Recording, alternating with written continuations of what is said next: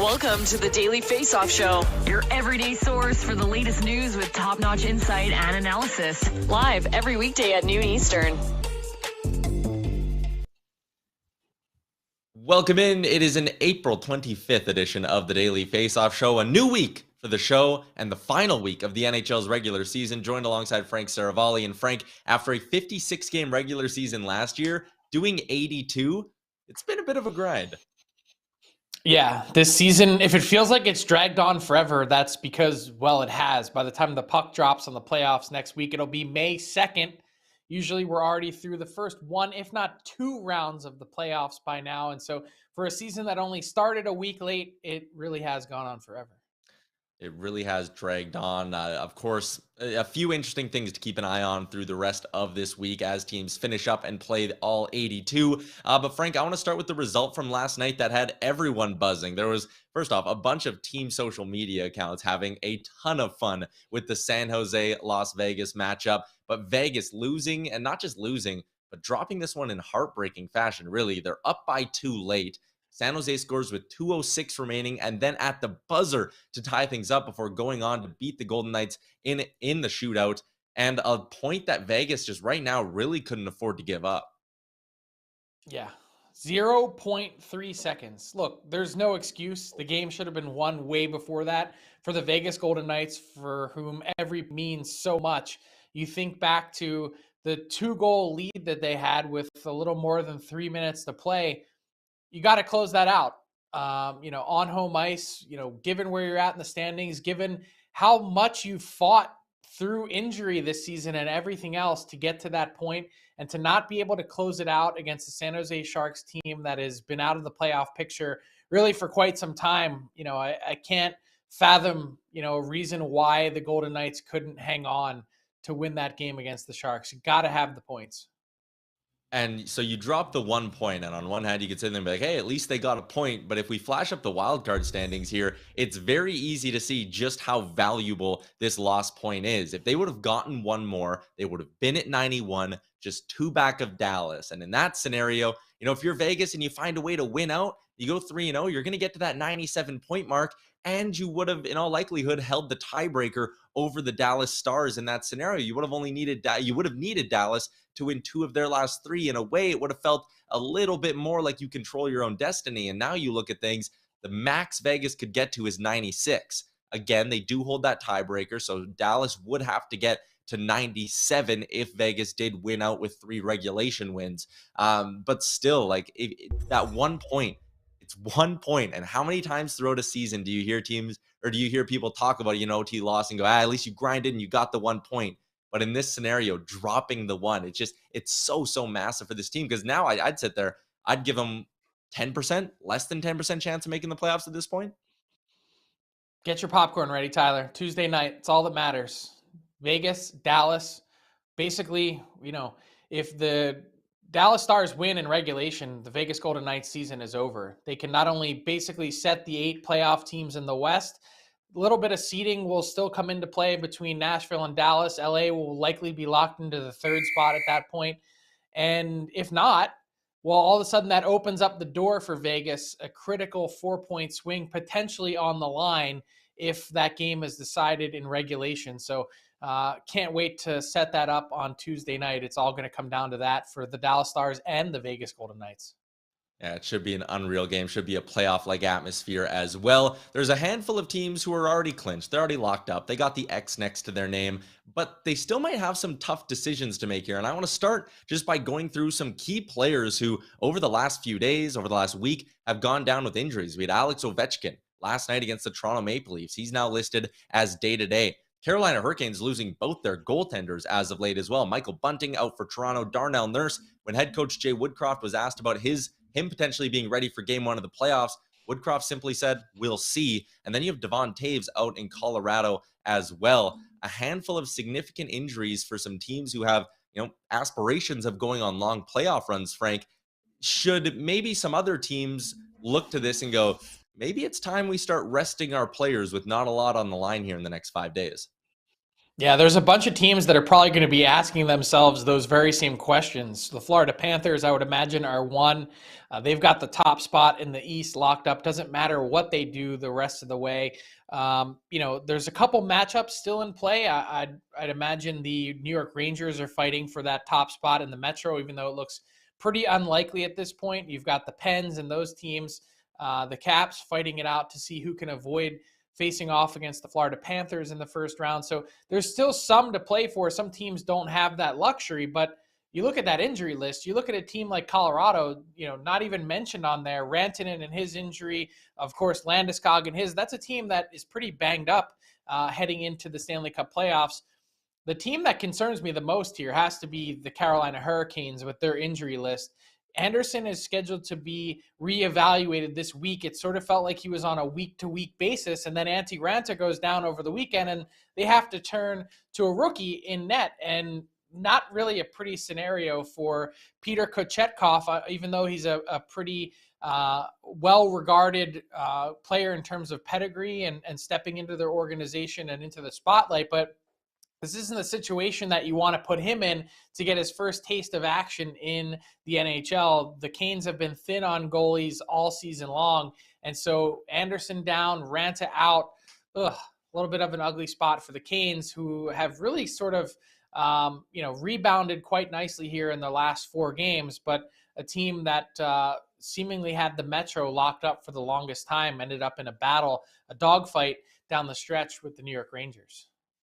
Yeah, and it's interesting. You're right. Like those two on that list are the most concerning. You can sit there and be like Alex Ovechkin. Yes, that would be a huge loss for the Washington Capitals. He's the heartbeat of that team. But I think back to the bubble. Remember when Colorado looked like they were primed to go on that long run, and then it was injury between the pipes, another injury between the pipes, and you're starting. I think it was Michael Hutchinson in an elimination game, and you just hope that for the Canes' sake, they're not facing something similar where you just can't get a goalie to stay healthy for a playoff run.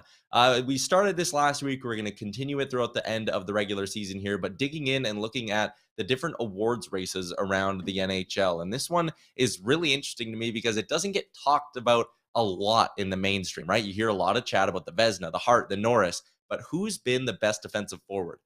The Selke Award. Frank, is this Patrice Bergeron's to lose? Yeah, I don't think there's any question about that. The way Bergeron has played this year, the way that he's dominated his competition in such a significant manner. You can go through and you can quote all of the advanced stats to see him control play the way that the Bruins have when he's on the ice, to see the play shift back when he's not on the ice.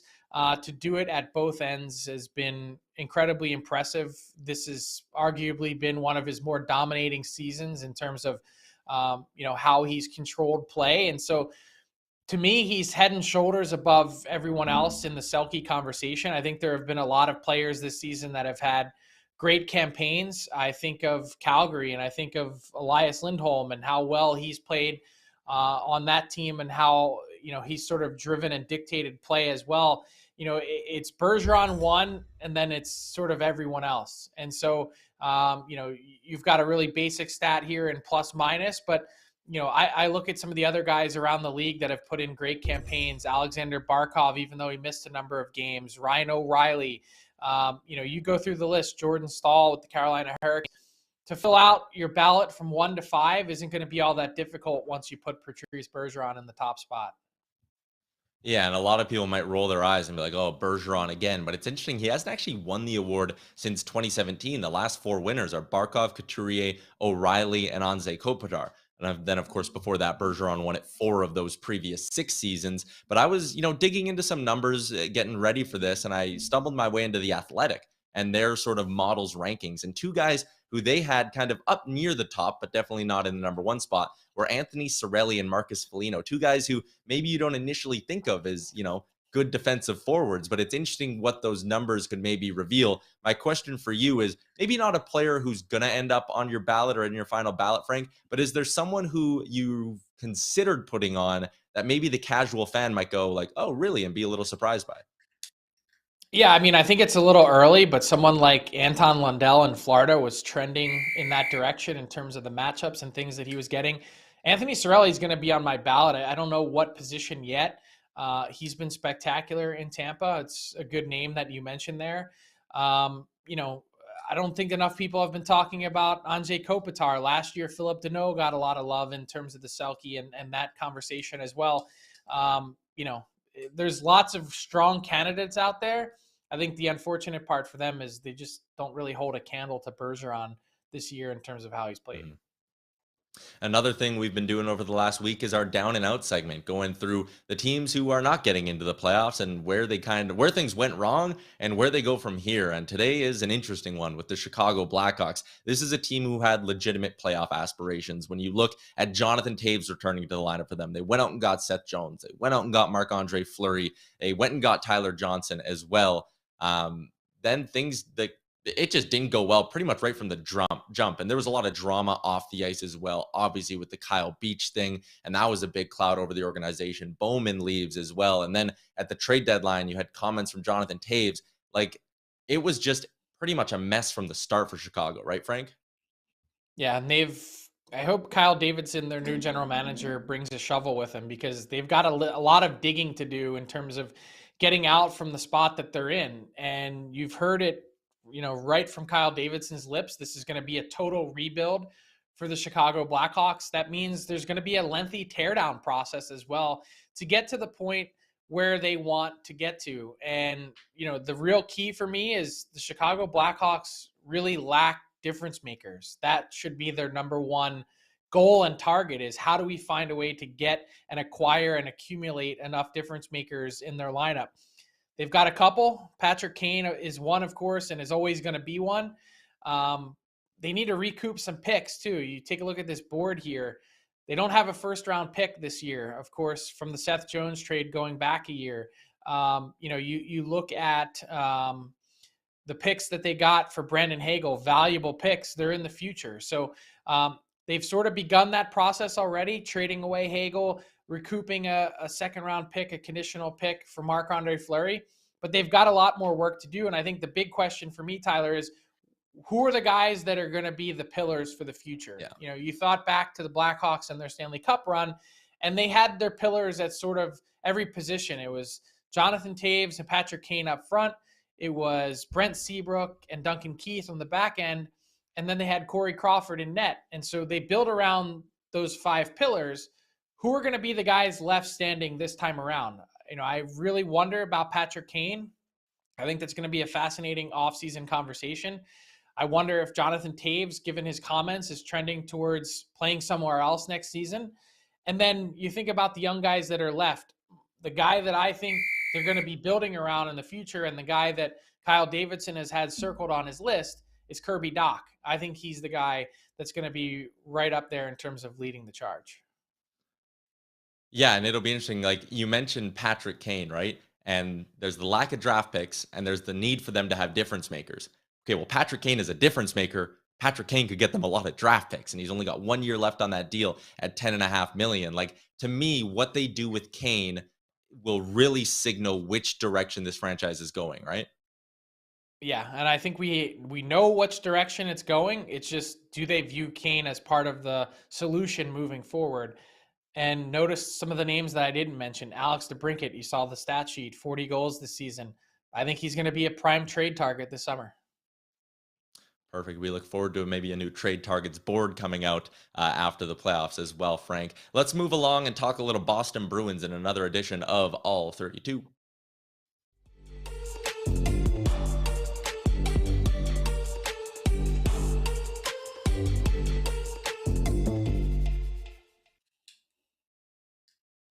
Perfect. Excited to dig in a little bit. We thought we were going to be joined by Fluto Shinzawa of The Athletic, but we may be running into some technical difficulties here. So while we look to sort that out a little bit, Frank, I'll just open this up to you. Boston Bruins, 5-5, sort of in their last 10, seem to be playing just some average hockey right now. How confident should the Bruins be in their game heading into the postseason? I mean, I guess some of it's going to depend on the matchup in terms of their confidence level. They could get the Carolina Hurricanes, which might be okay. They've played some decent hockey down the stretch. They really seem to have found their game a little bit since March 1st, but have stumbled, just ever so slightly in these last handful of games. My big question mark, Tyler, for the Boston Bruins as they head to the playoffs is, do they have enough secondary scoring? Maybe the big change for this team this year, when you look at it, was splitting up David Pasternak and Brad Marchand, putting them on two separate lines. And that's great because they made the Bruins a two-line threat. But the problem is they're definitely not a three-line threat. You think back to their success in the playoffs, going back a number of years, and it was guys like Charlie Coyle and Marcus Johansson that were really big difference makers in the playoffs because they were that three-line team that could compete. And now all of a sudden, you advance a bit and you've got the Taylor Hall line and, likely with Pasternak there. And then you've got the Marchand, Bergeron, DeBrusque line, which has been cruising right along. No questions about that top line. If that second line isn't going, where else are the Bruins going to be getting their scoring from, provided that you'd imagine that teams are going to be keying on that first line so much. So that to me is the X factor for the Bruins this season in the playoffs is, can they get enough secondary scoring to remain competitive and remain viable? And that's going to be a big thing, especially when you look around the Eastern Conference as well. And you look at the Floridas, Tampa Bays, Torontos, so those teams, they do have pretty deep forward cores, right? And the other thing for the Bruins is the situation between the pipes has been interesting all year as well. You had the Swayman-Ullmark start, the Rask situation in the middle that eventually fell apart. And then since Rask left and retired, both Swayman and Ullmark have been pretty good, but they have an interesting decision to make between the pipes there as well. Yeah, they do. I think it's going to end up being Jeremy Swayman. I mean, you take a look at these numbers since February 10th, pretty darn even. Ullmark has the contract. He has a little bit more of the pedigree in terms of what the Bruins were looking for. Swayman is going to end up on my Calder Trophy ballot at some point. He's had a great rookie season, and the way that he's battled through some of that adversity that you mentioned, the guy that's sent down to the minors when the Tuukka Rask experiment begins, and then is called back up. These two guys clearly have a great relationship. They work well together in tandem. You see their excitement with each other after games, the hugs and the celebration and everything that comes with it. I think that's great for team morale. The guy that I would be rolling the dice with on game one to at least start the series and see how he reacts in the playoff environment is Jeremy Swayman. It'll be interesting to see what the Bruins end up doing there. I mean, coming down the stretch here, maybe they have a little bit to play seeding-wise, but I think it'll be real tough for them to obviously catch the Tampa Bay Lightning, who are red hot right now in that Atlantic division. So it'll be interesting to see how the Bruins. I just wanted to mention too, you mentioned the Bruins and looking at we talked about their forward group. Tyler, I'm really excited to see what a healthy Hampus Lindholm looks like on their back end. They paid so much to acquire him at the deadline. If he's on a pair with Charlie McAvoy, which is what the expectation is, Matt Porter from the Boston Globe had dubbed them Hammer and Chuck. That could be a really interesting glimpse, not just for this year, but you think of the extension that Lindholm has signed, a glimpse into the long-term future of the Boston Bruins on their back end. So Lindholm, he sat out a bit, trying to rest up to get healthy for the playoffs. If he's at full strength and you've got McAvoy there, you've got your shutdown pair potentially with Grzelcyk and Carlo. All of a sudden, the Bruins defense core looks a little bit different. Yeah, it could be interesting. And you're right. They are a team who made that big move at the deadline, bringing in Lindholm. We'll see if maybe, that healthy blue line, having everyone in there, can lead them to a bit of playoff success and maybe make up for that lack of scoring as well. This has been another edition of the All 32 delivered by DoorDash. Those promo codes at the bottom get you 25% off and no delivery fees on your first order. Our apologies to Fluto Shinzawa of The Athletic, who we just couldn't make the technology work, but hey, that's doing a live internet show sometimes. So apologies to Fluto. Great look into the Boston Bruins, though, Frank. And that'll do it for another edition of the All 32.